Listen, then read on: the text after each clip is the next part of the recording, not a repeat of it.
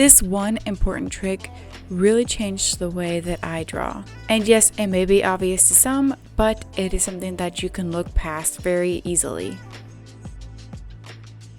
Drawing with colored pencils, I noticed that I wasn't able to use white on top of dark.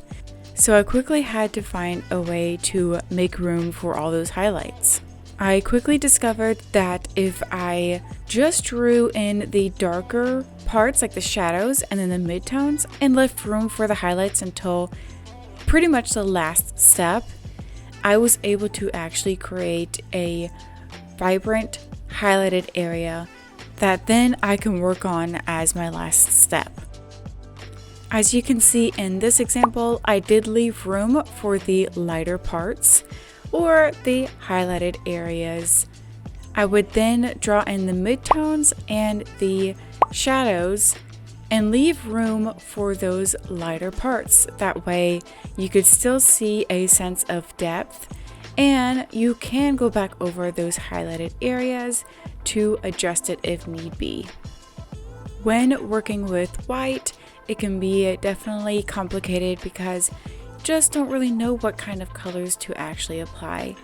But in this example here, I can show you I am using a darker color pencil, but I am still leaving room for some of those highlighted features. Yes, it's not 100% white, so what you want to do is use lighter colors to kind of fill in the space after you've created a little bit of that pattern. Once there are enough layers, think about the shading more so than the highlights for white fur. As you can see here, I'm using a little bit heavier pressure in more of the darker parts of this white fur. When it comes to black fur or super dark fur, yes, there's not a whole lot of highlights, but you'd be surprised how much detail is actually in there and how much highlights you actually have to accommodate for. One trick that I like to use is to leave little gaps in between so that you can actually draw more highlights in those areas. As an example here, you can see that I have left room a little bit further towards the bottom, it's a little bit darker, and a little bit towards the top, it's a little bit darker, and it is more highlighted in the center area.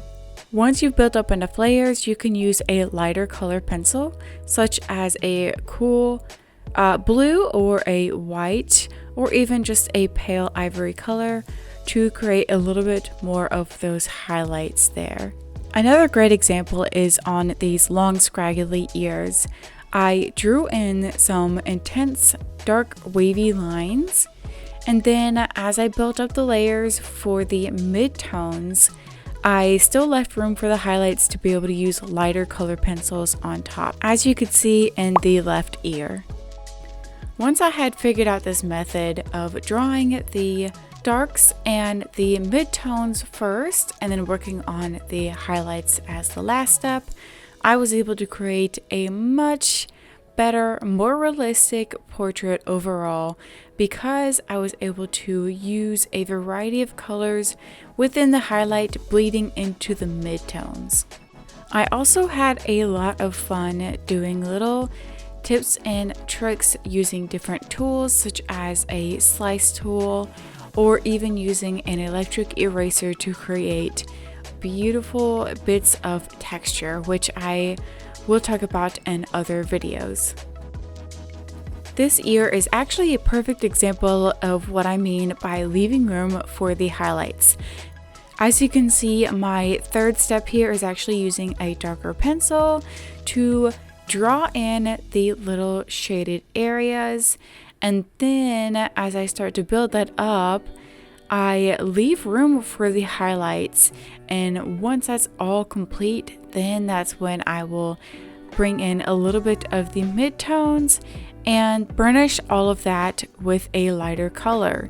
Burnishing is a method of using a lighter color pencil or darker color pencil to create a waxy coating on top of all the layers that you've created.